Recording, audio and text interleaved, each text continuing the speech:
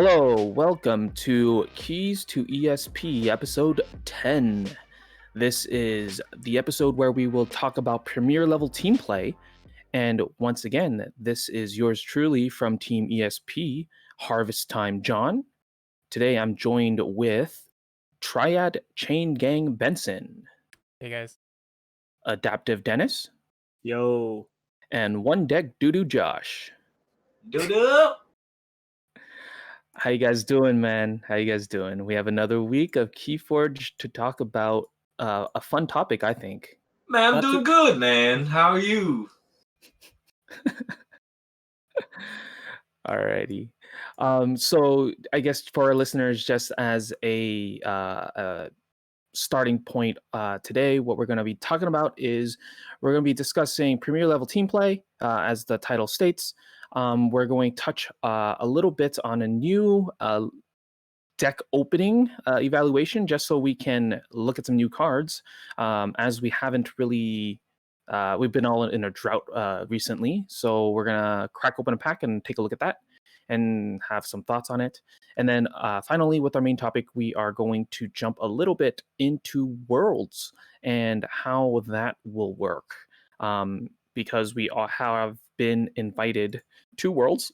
So we are going to check that out and maybe have a little discussion in anticipation for whenever FFG decides to have Worlds next year, or hopefully next year. Alrighty, so before we get started, what I'm going to do is I'm going to slowly crack open a pack here and get ready for this segment that we're going to be discussing. But while I do that, let's check in with the guys and see what they're up to. Dennis, what have you been up to with the world of Keyforge in this past week? Nothing much, honestly. Got a bit excited for Black Friday sales. I didn't end up buying anything, but I heard a couple people did. And they bought a few displays. Probably John bought one too. So that's why he has one. Trying to crack a pack right now. I haven't opened any new decks, but I've been selling quite a bit of stuff. Same deal. I have like 20 decks I need to mail out tomorrow. So probably after tonight's recording, I'm gonna go look for the rest so I can just mail them out tomorrow. Nice. Cool. All right. Joe Dobby, what have you been up to, man? Man, I'm gonna tell you what I've been up to, man. I've been on a Keyforge drought. It's okay. Well, hopefully we'll fix that for you today when we're gonna crack open this sweet. Yeah, I'm really excited to see what you end up pulling. We still have to schedule like webcam games, guys. We gotta put some games in. I have a nice setup now that I can start to use for live games over webcam, and once I figure out how to record things, record those live games, I'll put it up on YouTube. Sounds good. Cool. And then Benson? Yeah, same mold for this week. Just the weekly content that we're pushing out, and otherwise, more or less the Keyforge drought as well. Wasn't able to participate in the that one competition that our locals kind of set up online. So I think that they were a little short on people and didn't end up running it. But in terms of gameplay, also I just converted our old gameplay video that was a wrong format. So I'm gonna go ahead and since I've changed the format of it, I'm gonna see if I can edit it into something that we can upload later as well. I think it was Awesome. me versus Joe Dobby for one, and then me versus Dennis for another. Okay, cool. So we're gonna hopefully get more content on each of our channels as well. So that's good. In addition, for me, I guess, as Dennis mentioned, Black Friday happened. I was able to score a display finally, and I actually cracked it open today. Turned out pretty junk, but hey, who knows? And then what else? There is also recently we actually got some viewers' response as well. So yay for that. And hopefully more people, and they said that they actually enjoyed a lot of the extra content that we're pushing out. So pat on the back for you guys for pushing that stuff out. Thank you for watching. Motivates us to put out more. For sure. All right. So moving on to this little segment here, just so we can save our drought and also help Josh out a bit. For those listeners out there, I opened up a display of Mass Mutation, pulled out one deck, and I guess what we can do is we can just crack it open and then see, I guess, take a look at the deck list, and then what do you guys want to do? Let's guess the SAS, guess the rating for this thing, and see how well it works since we Sure. can't play it. Alrighty. So cracking it open. The name Right of the here. segment? Yeah, game of the segment. It is called Sleeve or Leave. Thank you for whoever named it. All right, guys. We have oh boy. All right, first two houses. We got a Logos house, Star Alliance, Untamed. Oh, Nice. Leave. What? Yeah, I'm the same. I'm not down. But initial thoughts. Shadows or nah? Initial thoughts. Shadows are not. initial thoughts. All right. Wait, so what's the name? What's the name? Title of this deck is Partially Lycanthropic Ulysses. I'm down for that. My purple experience Archon? with Ulysses decks? Nope. Nope. Oh, really? Ulysses? Oh, Nope. no. Nope. Keyword experiences are bad. Logos, Okay. Star Alliance, Untamed.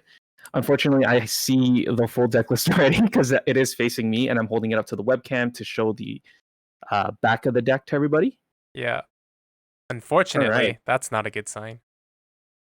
Alrighty, so we will go ahead and flip it over. And this is the deck list. No one can see it right now.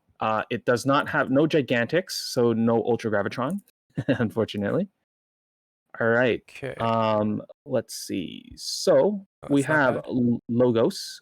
Yep. All right, let's just go through the deck list and see. All right, we got a Demo Bot Enhanced, Diametric Charge, Opposition Research, Quixo the Adventurer Enhanced, Enhanced Titan Engineer, Enhanced Fission Bloom, Enhanced Neurosiphon, a Novu Dynamo, Professor Toreto, Animator, and we got a Velaman Oh. Hide. Nice. All right, for Star Alliance House, we got Commander Chan, 2 Crewman Yorg, 2 Explo Rover, 2 Secura Droids, 2 Surveys, a lot of 3 surveys. Particle Sweep, a Captain Veljerico, That's nice. and then that's a lot of duplicates and triple. Interesting. And then for Untamed, we got a Dark Fairy, a Flumph, Gloriana's Attendant, 3 Niffleapes, Mm-hmm.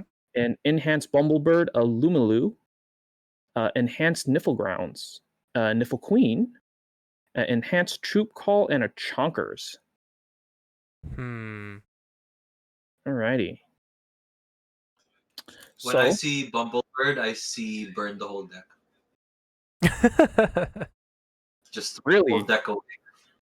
Well, okay, here. For me, at least, if I see Francis the Economist, I burn that thing too. The only time I want to see a Bumblebird is on a mat. Okay? True. I'm not opposed to that mentality. I agree with it. Even that's my house, so I know. So for all the guys, they have this deck list now. So what do you guys think right now, just based on seeing this list? I did send it to you guys over our chat as well, if you want to have a better look at the deck list. I'll start because my opinion's pretty short on this. Yeah, go for it, man. If I got this deck at Worlds playing sealed best of 3, I would just have fun. I have fun all the time, but I would just have extra fun. Why? Because it's that bad or it's that good? No, not that it's not that because it's good. It's because there's a lot of cheeky things you could do here. For example, you could have a huge board with Untamed, and you can really build up chonkers eventually, hopefully. But there's really not much going on as far as a clear win condition for the deck, which is why I think I would just try to find interesting ways to get to that win condition. These are 3 different houses that want to do 3 separate things. I don't think they really synergize, at least in my opinion. Really, when I saw the Untamed logos, I thought it would be like Benson's favorite. Yeah, I mean, but the house set was pretty nice, but the card go list ahead. less so. I mean, it does have a Val Jericho, which allows you to house cheat, Yeah. right? And survey allowing you to draw a bunch of cards as needed. No? Yeah, that's true. What we're missing is a proper board wipe. Our board control is like, in terms of play effects, we have particle sweep, diametric charge. And the rest is going to be fight based. I'm not reading this wrong. So with that being said, these are 3 houses that typically don't have a lot of large creatures for fighting. Your Untamed is, I guess, going to be some of the major ones, and you really want that Bumblebird to hit off to get them bigger. It's pretty sad that, the enhancements on the Troop Call and not on the Niflate. Fair enough. The Hide Vellum combo is always fun, though, like, it's rarely kept up on the board. Like, you have to maintain the board in order to keep that effect going. And same with Professor Torado, it builds around mutants, and I don't see a lot of them here. How many mutants do you have, actually? Let's see. Is The Novu Demo Dynamo? bot. No? I don't think the Novu Dynamo is. Like, these are houses that have different traits as the primaries. So, like, robots, beasts for Untamed, Okay. and So maybe then Dark Fairy, Dark Fairy for sure, and yeah. Demo, right? So that Yeah. that's only like 2. Glorian as attendant, I don't think is mutant. It's a mutant. It's mutant? Yeah. Okay, so 3. The rest, I think, in Untamed are beasts, such as Chonkers. Yeah. What I'm seeing on this deck is that I counted the creatures. There's 25. Even if you get board wiped, your board's gonna stay because you have 25 creatures, and your guys are gonna stay in Untamed because the Niffle Queen boosts up the Niffle Ape twice, makes it a 5. Yeah, And then if your Lumilu hits, your Untamed is generating a lot. Because how many beasts is yeah, that? that Niffle is your Queen, engine. That is 1, your 2, engine. 3, 4. Floof is 5.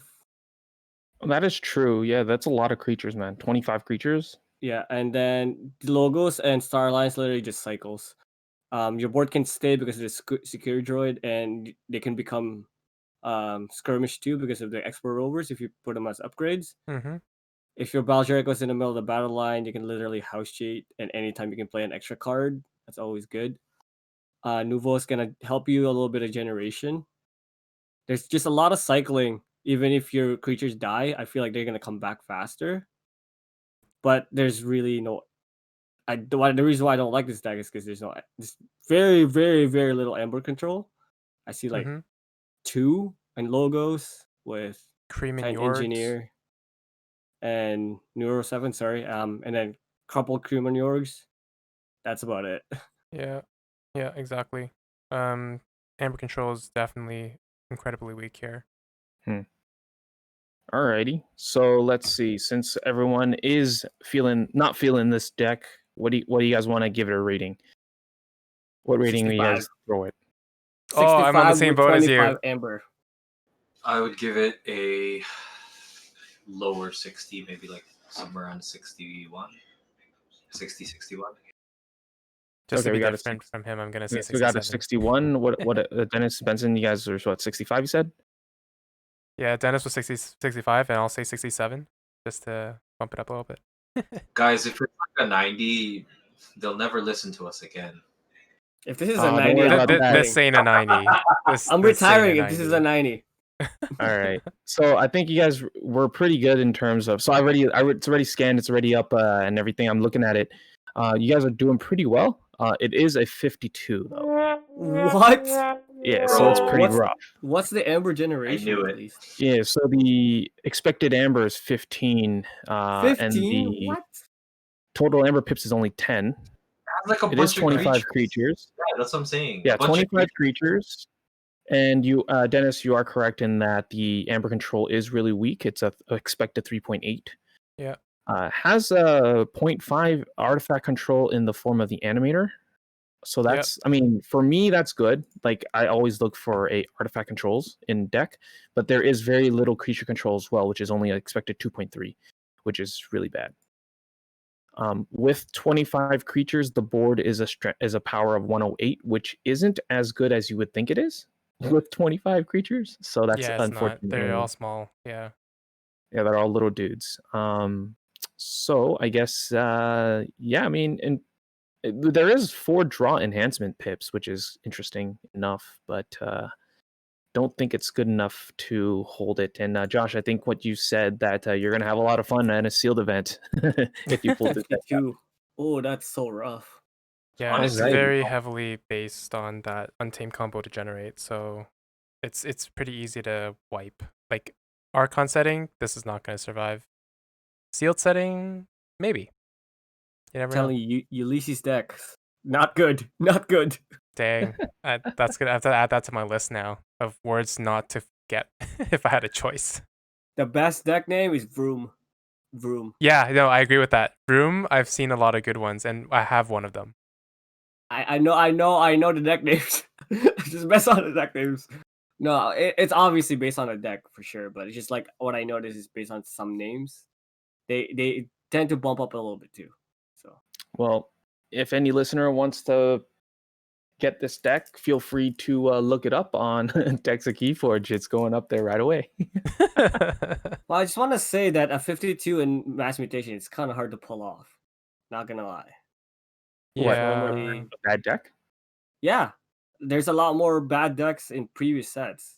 Well, 52 in you're welcome. I pulled a 4% deck oh for this podcast. oh my gosh, that's so rough. Wait, did you pull the middle deck or the left deck out of the box? Top left. Yeah, top left. Okay. We have a thing going, a count going. See if the middle deck is good or not. Well, when we get to those, I'll let you know. That'll be next Alrighty, episode. so hopefully that gave a little bit of quick analysis and a little bit of thought into how we actually look at a deck and how we evaluate a deck. Um, Moving on into our main topic, but before we touch on that, I wanted to talk a little bit about competitive play. For Fantasy Flight, there are 2 tiers of play, predominantly something called casual and then something called premier play. Casual play is, of course, something you play at home on your table, and it all goes, I believe, all the way up through game store nights and even up to store champs. Those are considered casual play. In casual play, it's a little more lax. The rules are, I mean, you still have to follow the rules of Keyforge, of course. But in terms of rules and regulations, it's not as strict as premier level play. I know that a lot of our listeners come from the casual side and people who have just been introduced to Keyforge, but we wanted to touch into a little bit more onto the premier level play and how that differs from casual play, and hopefully give you listeners a little bit a taste of what to expect if you do decide to join in on premier level play. So I want to ask the guys, what do you guys think are the biggest difference between casual versus premier level play? Whether it's the people, the components, what are the top couple things that you guys feel like should be known right away? Josh, you got a couple thoughts? Yeah. I think you should come prepared. Have the decks you no, seriously. Have the decks you are planning on playing ready. I would actually have all the Archon cards prepared because they do take it down. They do scan them early on. Just have it out and, calm yourself. Talk to people around you. Everyone's there to have a good time. As soon as you get onto your table and face your opponent, before the game, small talks. It's usually really nice. I usually have small talk with people. Based on my experience at like the Volt tours, everyone's really nice. And then when we get competitive, um, basic etiquette for me is to voice out like your moves as you play. And then yeah, that's basically it. It's just a good time, man. It's just a good time. Okay. On that Dennis, note, yeah, Preston, yeah. of like getting your decks ready, I think it based off the assumption that all competitive scenarios or like a Premier League play is most likely going to be an Archon setting. You're not going to see a sealed Premier Play event. Like they'll have them on the sides, side events, but not as the main event. Well, And I believe there have been premier level play of sealed events, but those are few and far between. But they still have them though. okay, oh, like a Vault Tour event. Yeah, I believe Vault Tour is still considered a premier level event. So they have in the past had sealed Vault Tours. I mean, a lot of people didn't feel too happy about it, True. but Yeah.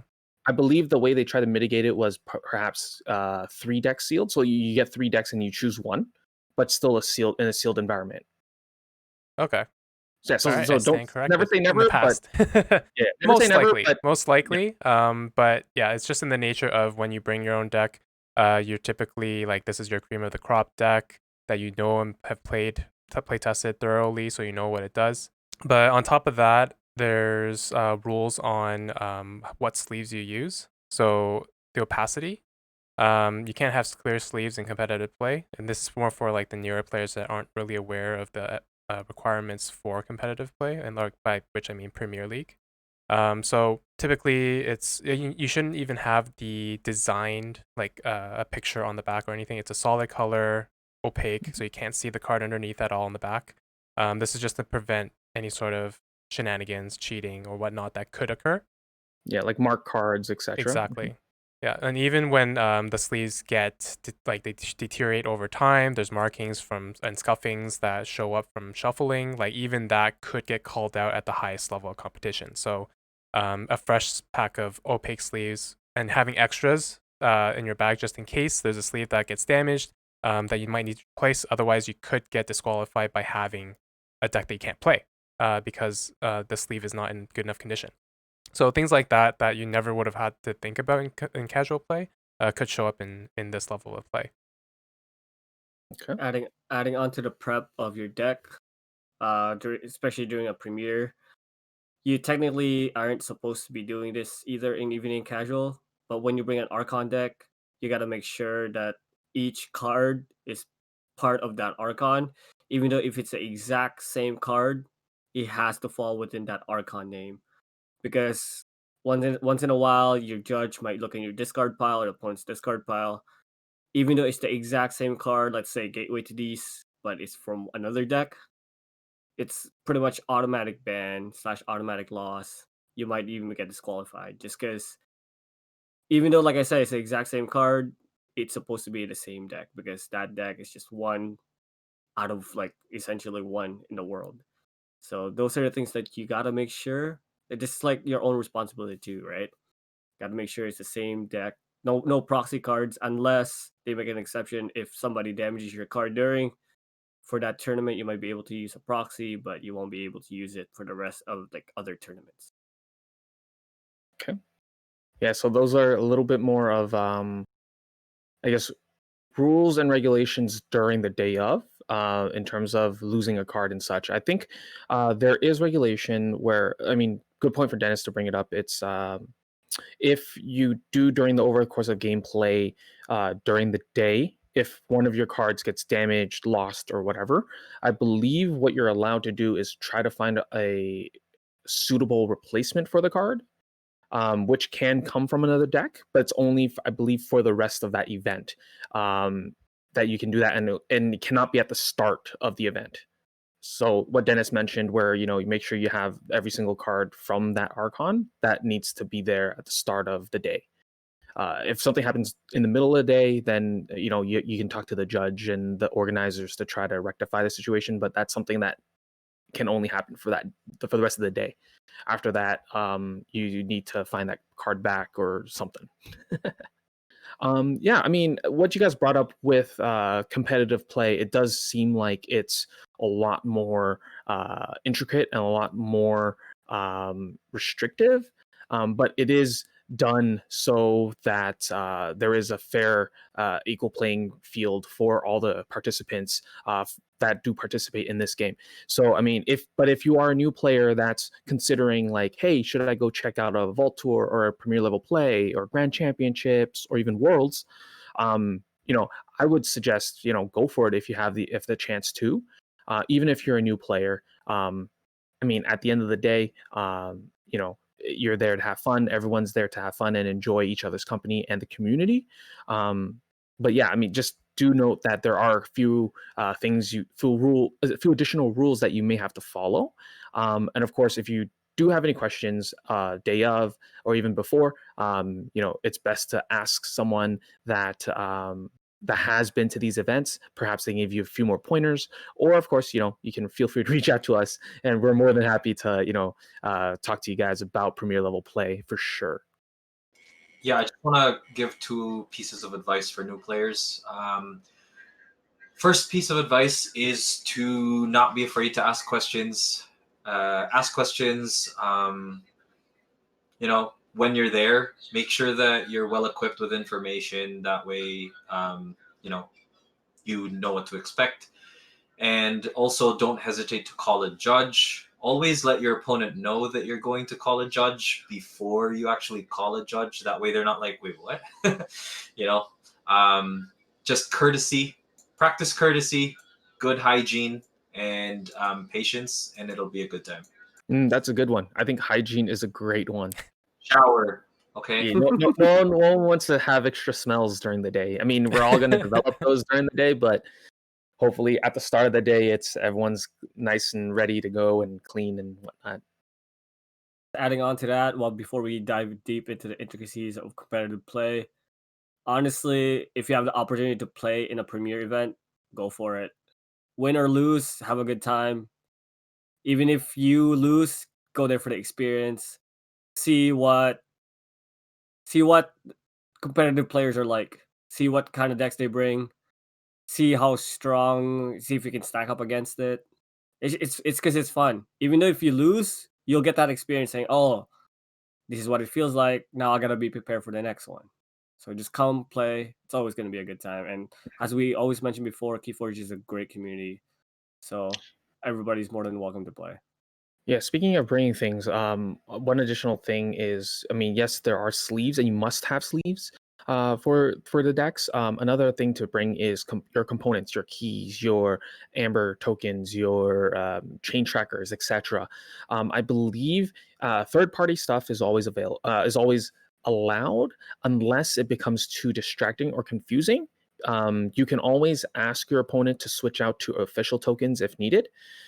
So if you are attending one of these events, best to be on, if you're on the safe side, is to bring the official cardboard pieces, or bring something that is very clear cut in terms of what looks like amber, what looks like a ward token, what looks like an enrage token. And for sure, anything that is official that is issued by FFG is allowed 100%. But anything that's third party that can be questioned by a player, then you may have to swap those out. Based on the premier level play that I've been to, a couple events for Keyforge, the organizers were gracious enough to actually have extra components available for people. I doubt anybody actually needed to use it, but in the off chance that anybody did need to, sometimes the organizer would have those, but don't bank on the organizers having stuff for you if you don't have it yourself. So in terms of component wise, I would say bring official ones just to be safe. All right. So, taking our own advice in terms of understanding what you're going into in a premier level play, we were hoping to look into actually worlds and take a look into what it means. This is the highest level of premier level play for worlds. Under that, there are, I guess you could call them nationals, which is coined grand championships. And then there are regionals, which are coined as primes. And then below that would be store champs, I believe. Yep, store champs. Yeah. So for anybody that would be going to Worlds, I believe it is for the first Worlds. It hasn't happened for Keyforge at this point in time, which is hosted by Fantasy Flight Games, the publisher. It hasn't happened because of the current pandemic. However, for the Worlds that should have happened, it was invite only. But there was a ability or a chance for individuals to attend Worlds as a last chance qualifier event in the at where World was going to be held like the day prior to get a chance to get into the World Championships. And then, of course, at Worlds, there were side events as well for any participant, whether or not they were invited to Worlds or not. And then also for people who did drop out, there are side events there as well. So even though you may or may not have gotten an invite to Worlds, you're still more than welcome to be there and to participate in the festivities and to check out the community. But whether or not you're able to play in the official Worlds tournament, you would need an invite. How that's going to happen for the next Worlds, however Fantasy Flight wants to organize it, we do not know, but we're just going to be basing it off of information we have that was released back in February of this year, detailing the details of Worlds or what was supposed to happen for Worlds. So, from my understanding, the Worlds that should happen is going to be a Team Archon event, Team Archon format. So, as everyone understands, there's something called Sealed and Archon. Sealed being that you open up a fresh pack, like kind of like what we did in this episode, and the opponent would not know necessarily the deck list. And then there's Archon, which is bring your own deck.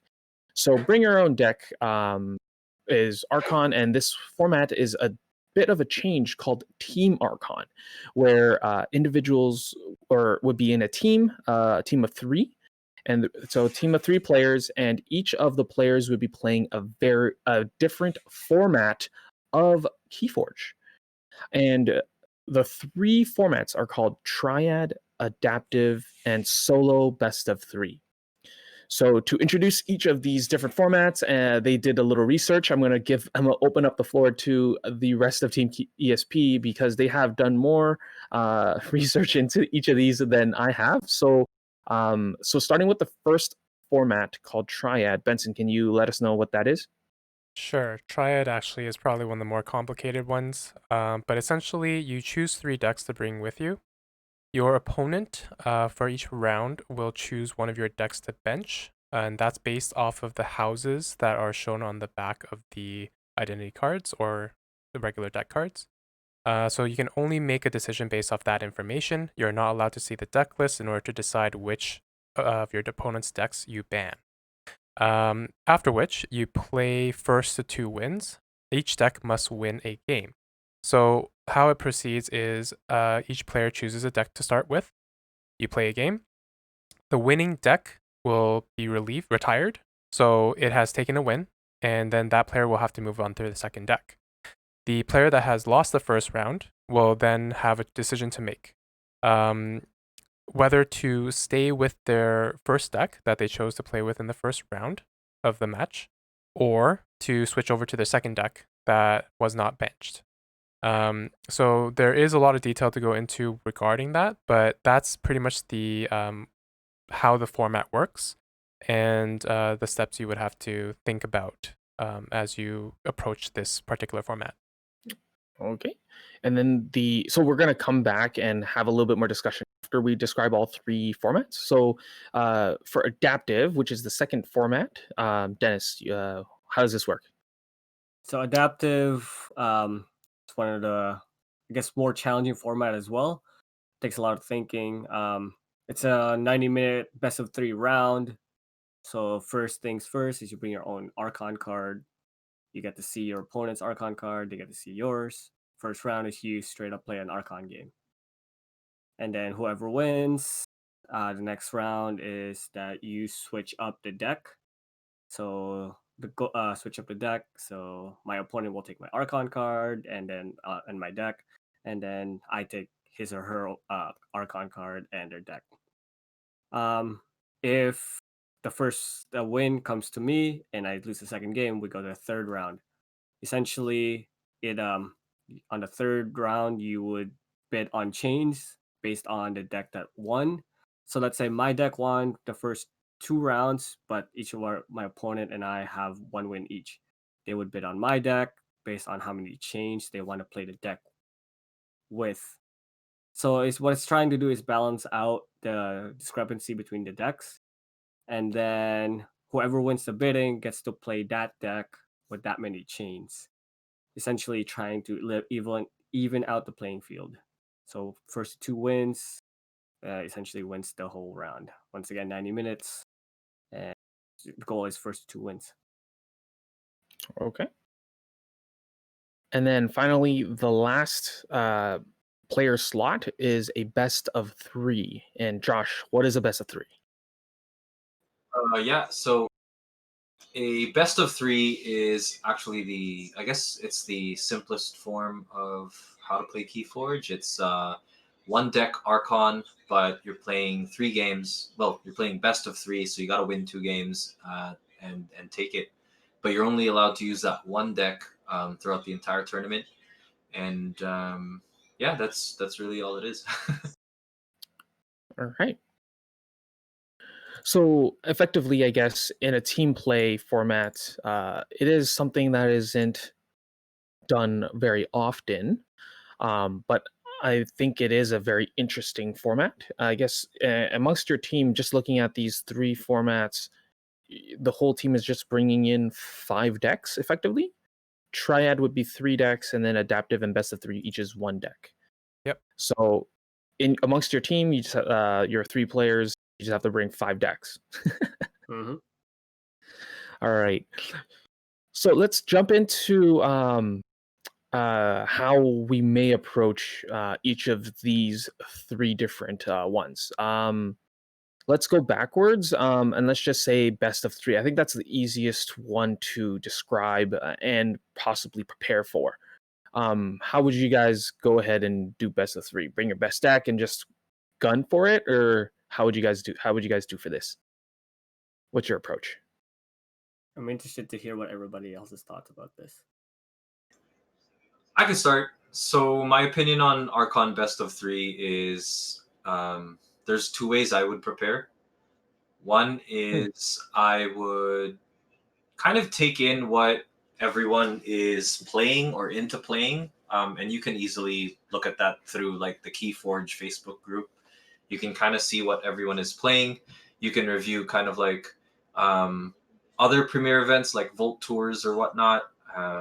You can talk to other people about your local tournaments and see what decks people are playing, and you kind of build up this idea of what a meta would look like, what everyone would be looking for. Like for example, in one set it would be library access, so you're expecting a lot of people to play library access decks as their best deck, and so I kind of study what I think people would bring, and then I pick a deck that not only I enjoy playing, um, but I know is formidable and actually has tools to fight against that specific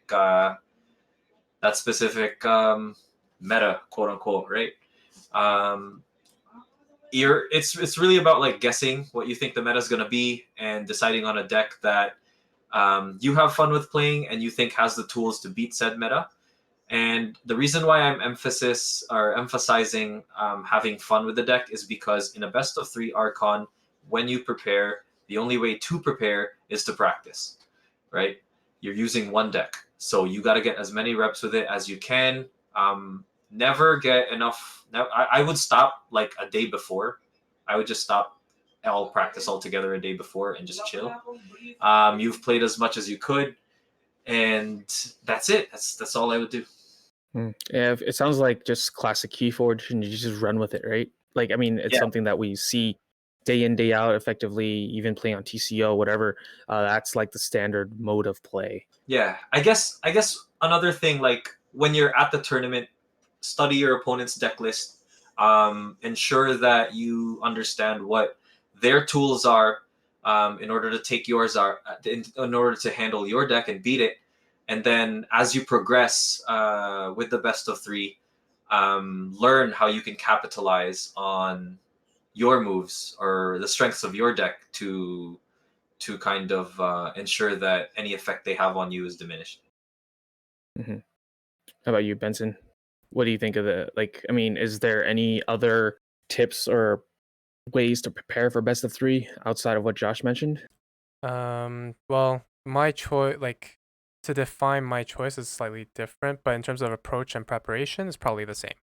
Um, like I would just say, yeah, my strongest deck would be put in for best of three, and the definition of strongest will be essentially based around the meta. We're expecting people to bring their best decks. You're gonna have specific outliers that are counter based, like what was gonna bring. One example will be back in Albany, we had that the Quicksoul Stone deck with triple Fangtooth Cavern. That deck is a counter to set 3 itself. So they brought it believing that how the progression of the tournament will go is there's going to be a lot more set 3 decks at the end. So it's more of a preparation and prediction of what the meta will be in those rounds. Now, my strongest deck is going to be based off of the general meta in terms of, okay, so based off all the sets that are available for this tournament, what is the like overall strongest approach to the end game for Keyforge, which is forging 3 keys. Whether like whichever route it takes, that's the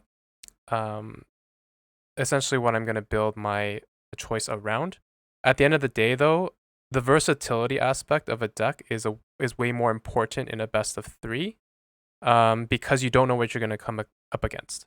So, if you only have one deck to play with, then you need to have the tools to respond to any given situation, or you have a very clear end goal and either have something that's like you run out of the gates, you finish before the opponent can get to what they need to counter you, or you're super controlly and your end game is ruining their game plan and you have the tools to do that very well. So it can be either or, but I personally would go with a toolkit deck, has responses to various situations, and has ways to prep for those situations, like archiving and whatnot, or just general cycling. So that's my approach to choosing a deck for best of 3. Preparations wise, absolutely agree with Jodabi, Josh. Looking at what the opponents brought to the table is is a skill that you should develop. So you would choose a deck that you're very familiar with, that you believe is strong. So you should know it inside and out even before going to the tournament. Then at that point, what's important is how well you can gauge the opponent's deck strength while you're there. And knowing what the key points are, knowing what their battle game plan is based off the card list, or could be based off card lists. Because like each player is different. They like you give the same deck to 2 different pilots, you can have a very different experience. And of course, luck of the draw and stuff plays into it as well. But having a full understanding of the card pool, having an understanding how that deck can work, will definitely play in your favor in your ability to counter it when necessary, or just like if you know the opponent, you're gonna have a better chance of winning, right? So that is one of the most important skill sets that you need to have. And like Josh said, the reps you get with your deck just prepare you better so you know your deck inside and out. You know what to expect. There are certain plays that really can only happen if you know the deck well enough. There are things that from a third-party perspective, look at a play, it's like, why did he do that? And then 2-3 turns down the road, something big happens. The player that piloted knew that was going to happen. Everybody else didn't know. Why does that happen? Because they know their deck inside and out. So those are the main things. Know your deck, and then have the skills to figure out the opponent's deck very quickly within the 2 minutes that you get for reviewing the opponent's deck list. Okay. Dennis, you got any additional pointers? I mean, for me, I just see it as regular Keyforge. Yeah, as Josh and Benson mentioned, I totally agree with them. All the points they made is solid points, definitely great points to start with. If I was personally playing best of 3, straight up Archon, is I would bring my strongest, most consistent, most reliable deck. Since you're playing a series, best of 3 games, you might have one game where your deck's not gonna fire off. If I was bringing my most consistent deck, chances are because of the 3 games, it will fire off. Point is, as Benson mentioned, is that bring a toolkit deck. That's what I would do. A deck that can respond to anything, because in a best of 3, you never know what's gonna happen. If your deck fires off, great. If it doesn't, what are you gonna do? So that's the way I see it as well. Bring a toolkit deck that can literally respond to anything. Um, One of the biggest skills in playing in a series, best of 3, any type of format, is knowing your opponent's Archon card. Like the Archon list, that's to me, that's before the game even starts. If you know what they're trying to do, can you stop it? If you can't stop it, how are you gonna win? So I think that skill hasn't been talked about a lot, but I would probably emphasize on it. It's just like read the Archon list, try to see what's going on with it, how you're gonna respond, and how can you win. Yeah, I mean, when Dennis, you bring up a really good thing with the toolkit deck. I like, for me personally, I'm always 100% behind a toolkit deck. And what I mean by a toolkit deck, if listeners don't know, is basically something that, as Dennis already mentioned, it can respond to a lot of different things. So it may not just be an Amber Rush deck. For me, something very important that any toolkit deck needs is artifact control, some way to get rid of artifacts. And I've been hammering it with the team, like from the get-go, saying that, artifact control is key. Something like a deck with no artifact control, like I don't even consider it, because I hate playing those decks, because I hate being caught off guard when there's someone throws out an artifact and I can't do anything about it. That's the worst feeling ever, right?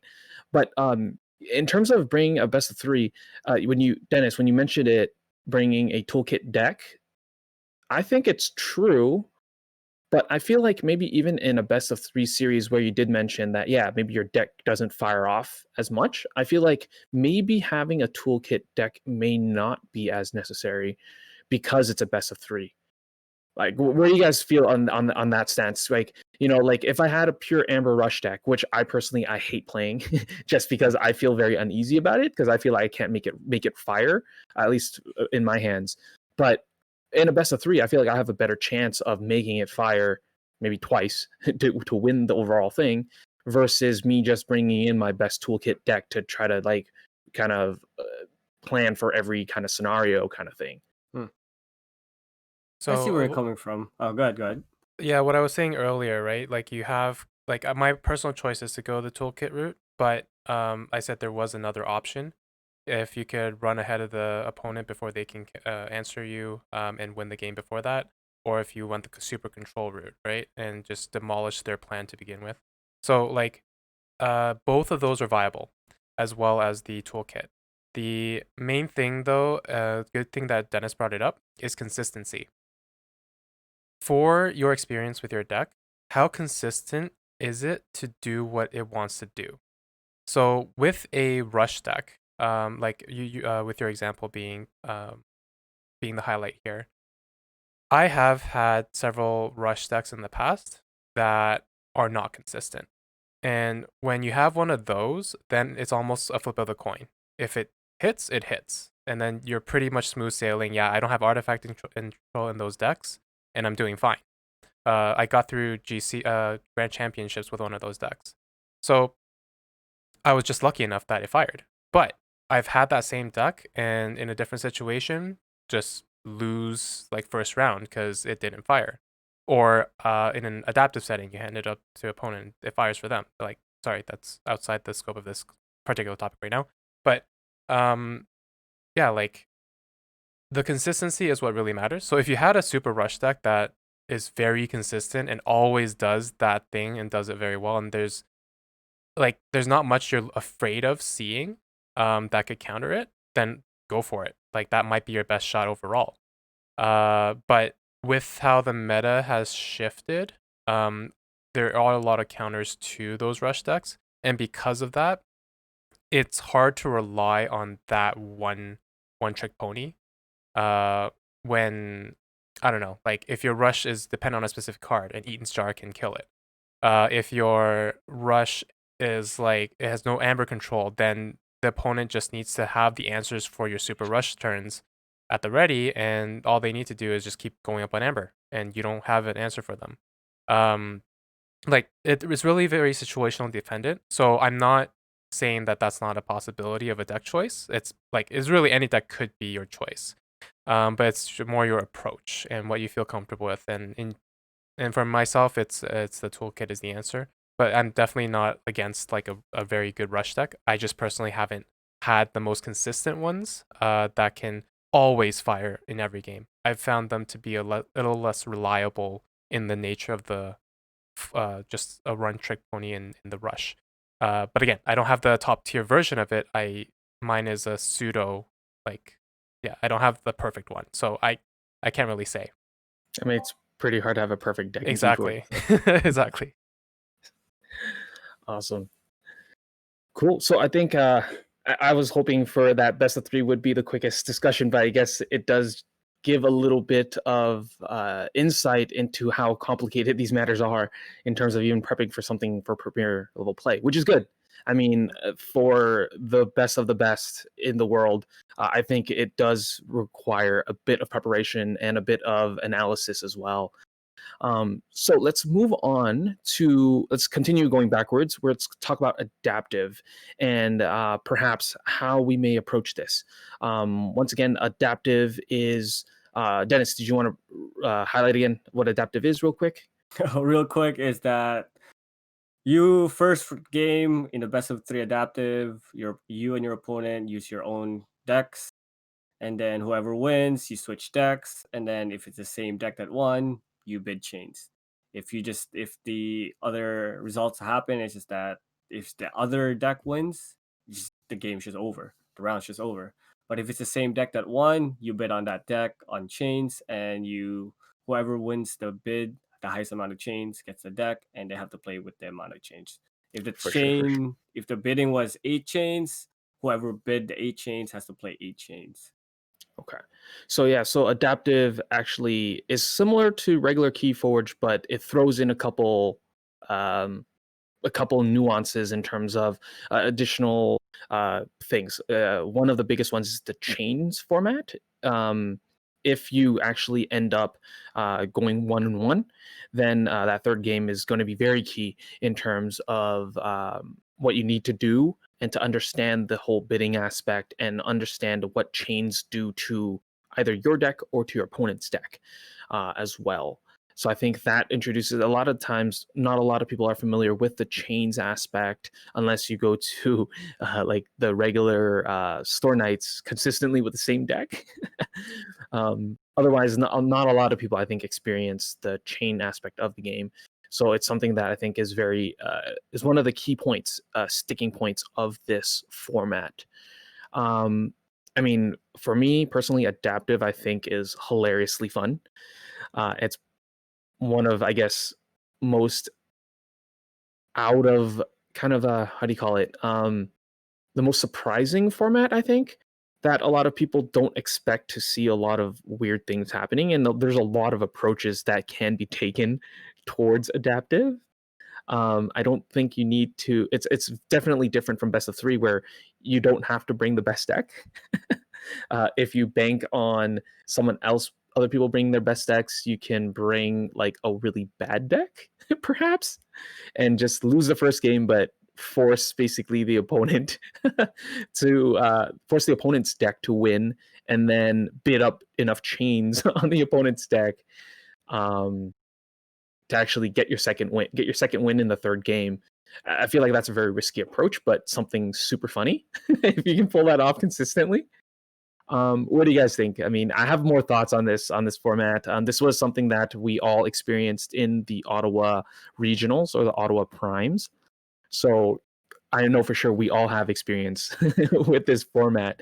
But I want to hear where are your approaches before I jump further into this discussion. I have a lot to say about this format, and I mean a lot. So if somebody wants to go first, I totally welcome them. So if you guys are going to go ahead, go ahead. No, go for it, Dennis. All right. So as John mentioned, you don't have to bring the best deck. I actually do not recommend that. I mean, okay, I'm gonna say this in 2 different ways. Okay, I've seen somebody bring Sorry. a What do you mean? We recommend like bringing a bad deck to it's a a, I've seen adaptive? somebody bring a bad deck to adaptive, Oh, and okay. the hope was for them to use the opponent's deck to try to get through the rounds. Point is, if you bring a bad deck, you're relying on your skill of chain bidding.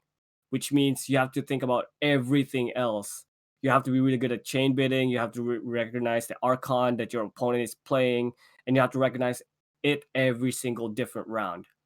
So my point is, if you're relying on that bad deck approach, it's a lot of brain power to try to think you're gonna win, make the top or make the top cut to bring by bringing a bad deck.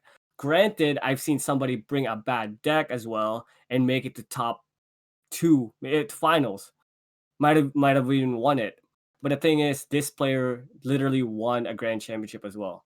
So I'm not saying this player is highly skilled, but if you are not a highly skilled player and you bring a bad deck to an adaptive, you are gonna have a rough time.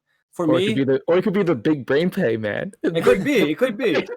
It could be too. You never know. The thing is, like I said, you have to be very high skill, and it's impressive. Not gonna lie, it was very impressive seeing him play. It was actually mind blowing. And the thing is, that day went from like a 12-hour, 14-hour day, and you can still go, which is insane. Anyway, as far as personally speaking, how I prepare for adaptive is just like bring my best deck, bring my toolkit deck, know it inside out, literally memorize each card of the deck because I would know what this deck does. I know what cards are coming up. How do I respond to a board state that I'm facing? Like, do I have a wipe coming? Do I have a big steal coming? Like things like that. Because when the time for you to give your opponent a deck that you're using that is yours, you know how to beat that deck and you know the weakness of it. So what can you do based on the deck you have, your opponent gave you, to try and beat it? Granted, it's probably one of my favorite formats along with Triad, but it takes a really high skill to play adaptive. Just because chain bidding itself, to me, that's a separate skill on its own. Yeah, it's like a whole nother little mini game. It's crazy. It's crazy because you don't know. Let's say on the chain bidding aspect, you don't. I say 10 chains. Is that opponent gonna build to the 11th chain? Because that changes the whole game. Do I want to build to 12? If the big discrepancy of the decks are that much, I'm willing to give them 10 chains to try to win the whole game before 10 rounds, before they can draw to full hand. Yeah, I think that the whole chain bidding thing, I think when we did the Ottawa Primes, I think the biggest thing I learned really quick was that you don't bid the same amount of chains in every single matchup. Like it can literally be maybe 10 chains in one matchup with another deck, and then with another deck, it could be just one. Even though you're touching the same deck. But I feel like when you're bringing that deck in, if you bring in a really powerful deck, you can think that, oh yeah, I can always go 7 chains, no problem. Exactly. But it really depends. It depends upon what the matchup is every single time. And you have that test run, that one test run of the opponent's deck to basically figure it out. And hopefully it fires the same way, right? What we mentioned for best of 3 in terms of consistency, because if on your test run of that deck and you maybe have a bad draw, you don't necessarily get to see the opponent's deck in its full entirety or its strength, right? Which basically becomes a detriment. So I feel like in terms of adaptive play, maybe having a deck that wins off really quick or really inconsistent might also be a chance as well. If of course you're spinning those odds on yourself as well too. But I think a big thing is knowing your deck for sure. I think if you're gonna play that whole chain bidding, bring your worst deck strategy, you better have 2 skills on point. One is your card pool knowledge and your card interaction knowledge, because you're going to be playing decks that don't belong to you.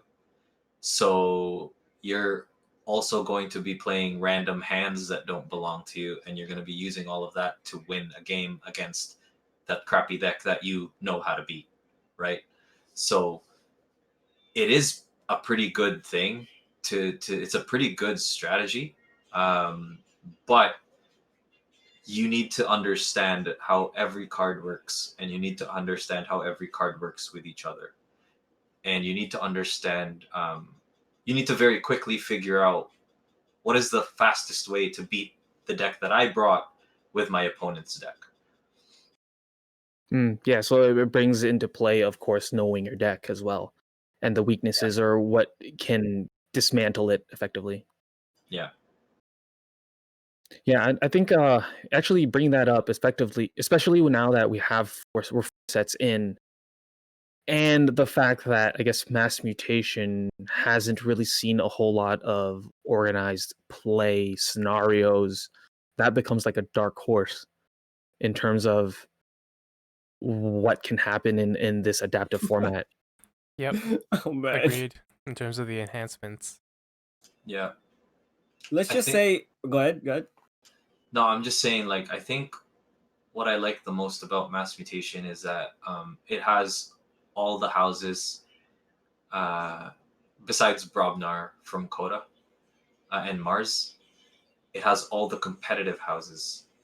So if you Agreed. brought it to a triad, adaptive, or best of three, or if you brought it to an adaptive, like your opponent's not like if your opponent sees a Logos Dish Shadows deck in adaptive, and then they're playing it for the first time, and then all of a sudden they see this whole like mass mutation setup, they're less likely to know how to play it.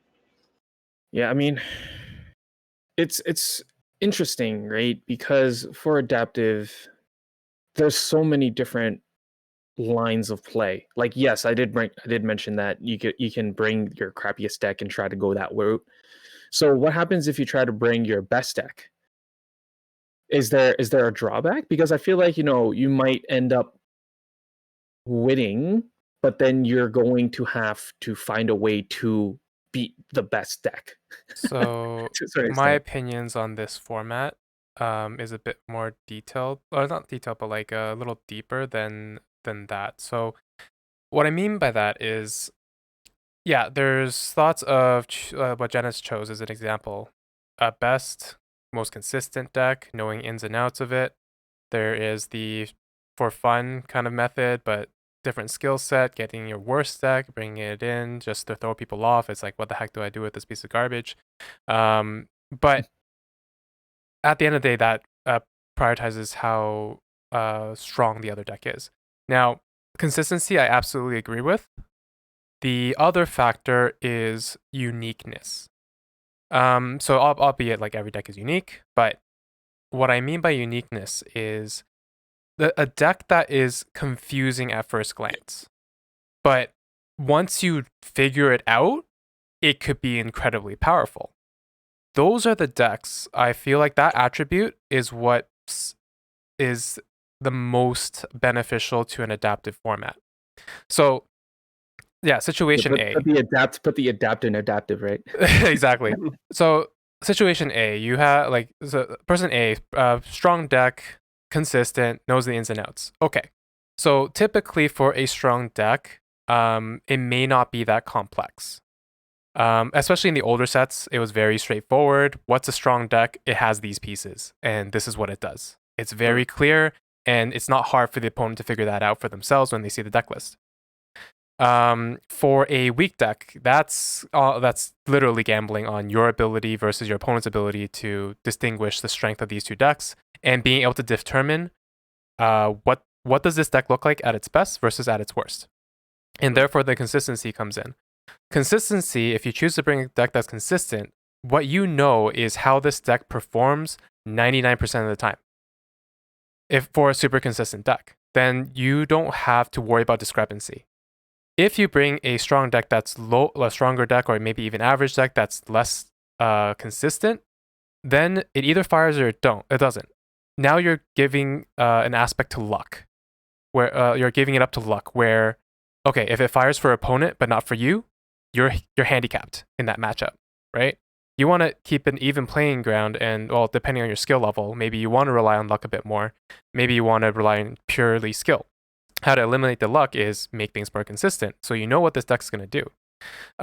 In that way, if it's very easy to distinguish, then again, against a very skilled player, they'll be able to figure it out. But that's why the uniqueness factor, I think, is the main thing to look at. A deck that seemingly is the weakest thing of all time, but actually is incredibly powerful to the unknowing eye, is going to affect a person's ability to determine how strong that deck is. and especially if they only get one playthrough with it, and especially if it's consistent and like it only works when you know what you're doing with it. If you don't know what you're doing with it, then it's like randomness all the time. Then you're like, you put it in inexperienced hands, they don't know what to do with it. So it's not. Then you're setting up the situation where it's not firing for the opponent, it's firing for you because you know what to do with it. And then if it does go to a last game, you know how well that thing can perform compared to the opponent's deck. If, let's say, it is a strong deck that's a bit more linear and easier to determine what its end goal is or game plan is, then you know exactly what the power differential is there, and the opponent doesn't. And then you're going to get a situation potentially where you bid 2 chains on yourself, and they're like, heck yeah, I want to play with my own deck. I don't want to play with your piece of garbage. And you're like, technically, I would be happy to go to 5, but you let me play with 2. So, like, in that situation, then you are ahead of the game because you know better than your opponent does. So, yeah, at the end of the day, 2 factors. One is uniqueness and like complexity of the deck. 2 is the consistency of the deck. So you remove the luck factor and you decrease the opponent's ability to determine what your deck can do and make it worse for them in the 3rd game if it does get to that. Sounds like a difficult ask. It is. But you have one of those decks, John. Hey, I'm not saying anything. To add on to what Benson is saying, we're talking about top 1% of, we're talking about worlds. It's going to be the best of the best coming in. If you give your opponent a unique deck, I'm not relying on them to figure it out because they're going to figure it out. The S tier players are going to figure it out. You give them a deck list, they'll figure it out.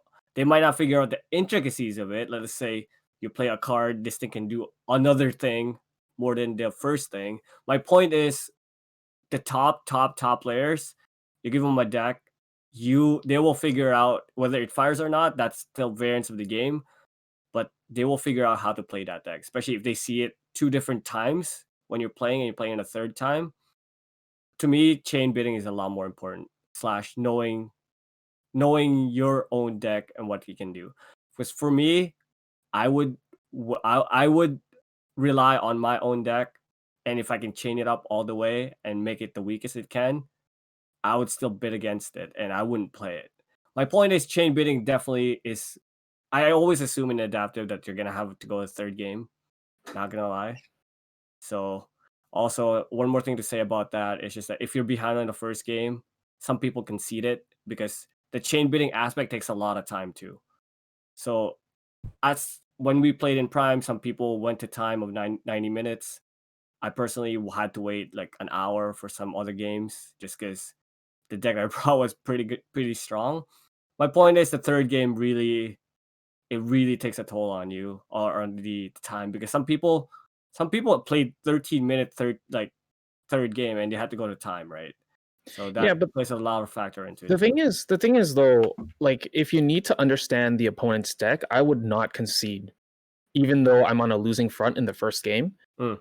Like, I would, even though I'm playing my own deck, at that point in time, if I knew I was going to lose, I might actually still play it to see as much as the opponent's deck, to see if they can pull something off, so I understand a little bit more about their deck. So for me, I don't get why people, I mean, I guess I understand that people are banking on the 3rd game to give more time for that. But to a certain extent, I think if I wouldn't necessarily concede unless I knew 100% what the opponent's deck did already. Right off the bat, because if I played a game, you said what, people conceded in 13 minutes or something? No, the 3rd game. The 3rd game. No. On the 1st game, if it was like 2 keys to 1, 2 keys to 0, and you have like 3 amber and they're about to win, you're pretty much lost. Yeah, but I would still technically play it out until I see the combo, right? Maybe their deck sputters out and I'm able to pull something off, right? But at the same time, I would take it more of, I wouldn't go straight to conceding. I mean, personally, I'd never concede a game. I play it to the very end, to the bitter end, because this Keyforge and random things happen all the time. But I would think that, you know, it would buy me more time to see the opponent's deck in an adaptive format. No, I understand where you're coming from. for sure. Yeah, so to me, sometimes it baffles me to those people that people concede right away, which I mean, in a best of 3 format, maybe, but I think in adaptive, it's even more that you don't, as long as you can time manage. Yeah, Right? Unless you know you have a really slow deck. the only time I can see myself conceding is if there's only like 20 minutes left in the best of 3, and I need to concede now so I can chain bid and win really You quickly. mean in adaptive?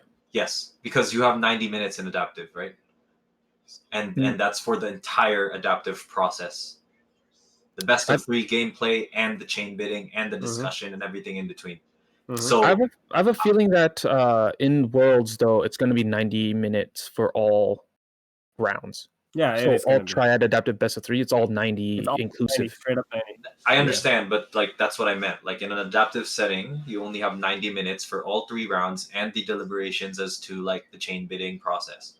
So the only time I can see myself conceding if I have under 30 minutes left and I know that I'm losing this match. During game 2, right? Yes. For whatever reason, it could still be game 1 and there could be 30 minutes left. I've seen it happen in Ottawa. Yeah, definitely. True. Yeah, one of my closest friends' decks is the most stally deck in the entire universe. Their game 1 was 60 minutes long in the true. best of 3 I adaptive. was next to them. I was next to them as remember well. that. Yeah, exactly. Which is thing- why I'm telling you, the only time I can see myself conceding is for the rare occasion that something like that happens. Apart from that, never concede. Get as much information as you can. The thing is too, because of the series rounds, like any type of best of 3, it's not like round 1 you have 30 minutes. It's literally not for 3 games. You have to fit 3 games into 90 minutes. So that really changes the whole game too. There's no tiebreakers, is what I'm trying to say, until the last round. Yep. Yeah, I mean, I think with adaptive, it is the craziest format, and I totally agree with what Benson said. Bring the unique. Well, he calls it unique. I say weird. Bring the weirdest deck you have. Makes it a lot more fun. Yeah. Totally throws things off. Alrighty. So, for our listeners, right now, I just want to let you guys know that we will be continuing with our discussion with Worlds and the formats. We have covered, as mentioned, in Worlds, there is best of 3, or triad, adaptive, and solo best of 3, which we've covered best of 3 and adaptive thus far. We will continue with our discussion a little bit later on next week to go into triad and possibly in terms of how we will personally prepare for each of these and perhaps what format we each prefer and maybe some of our insights into how we will approach to this because we are perhaps going to Worlds. I mean, whenever it does happen, hopefully we'll all be there. So, just because it has been over an hour already, so we will continue our discussion next week. Make this a 2-parter for you guys. So before we head out, what do you guys have coming up for you guys for the next week in Keyforge? Benson, you got stuff happening? Yep, the usual weekly unboxing, typically on Saturday. I was a little late last week, so that was released on Sunday. And I'm working on those gameplay videos, so hopefully I'll have something that's presentable coming up on YouTube at some point. My tag is Chaos Chrono, ChaosChrno.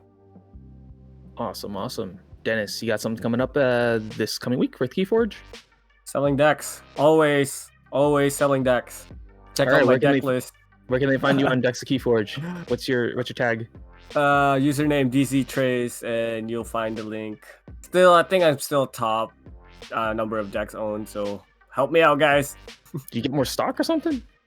No, still top. That's all. Awesome. And how about you, Joe Dobby? What you got coming up?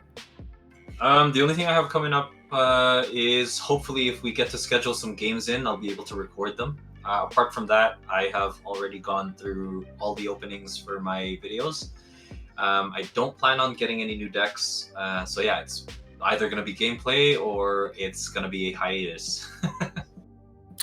Alrighty. And myself, I am on decks of Keyforge. If you want to check out that Ulysses deck, it is on decks of Keyforge. My tag is Stormy Knight. It's 5 TORMYNIT3. You can find me on decks of Keyforge. Feel free. I'm also selling some decks, not as much as DC Trace here, but feel free to give us a shout as well. So once again, if you are interested in reaching out to us about any comments, concerns, or even just your thoughts, share your thoughts with us, we can be reached out to at extrashards@gmail.com. That's extrashards@gmail.com. This is Team ESP, and this has been episode 10 of Keys to ESP.